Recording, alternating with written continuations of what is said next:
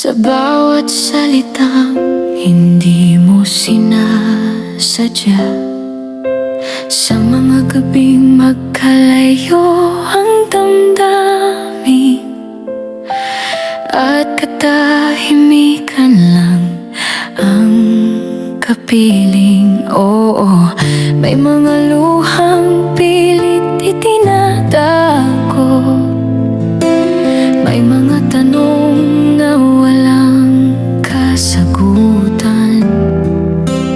Pero sa gitna ng sakit at pagkalito, mas takot ang pusong tuluyan kang mawala. Hindi madaling manatili kapag pareho ng sugatan, pero kung may pag-ibig pang natitira, bakit hindi natin subukang ingatan? Nasasaktan ka ba? Oh, pero mas masakit kapag nawala ka. Masakit ang luhang bumabagsak ngayon, pero mas masakit ang bukas na wala ka ron. Kung pagod ka na, magpahinga ka muna. Hindi kailangang tapusin ang ating kwento. Nasasaktan ako, pero tandaan mo, ang mawala kay mas masakit kaysa rito.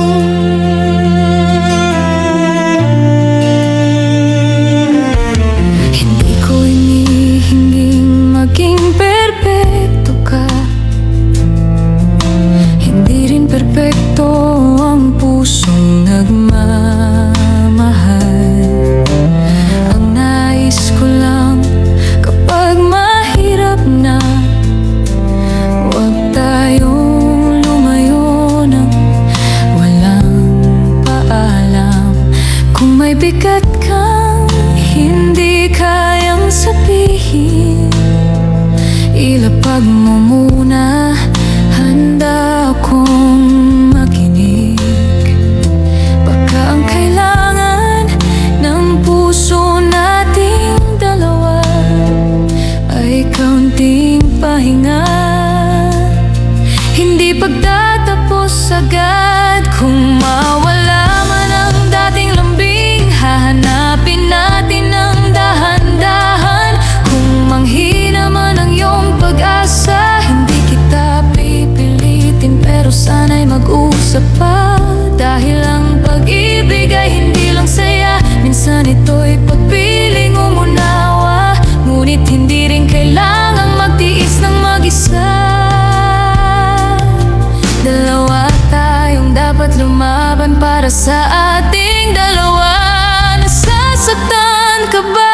Oh, pero mas masakit kapag nawala ka. Masakit kapag pakiramdam ko'y malayo ka, pero mas masakit kung hindi ka nababalik pa. Kung pagod na tayo, magpahinga muna. Hawakan natin ang natitirang pag-asa. Nasasaktan ako, pero kung kaya pa,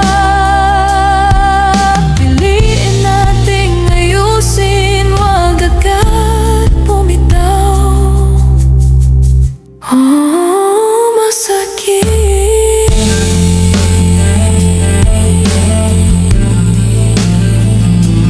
pero hindi ibig sabihin katapusan na.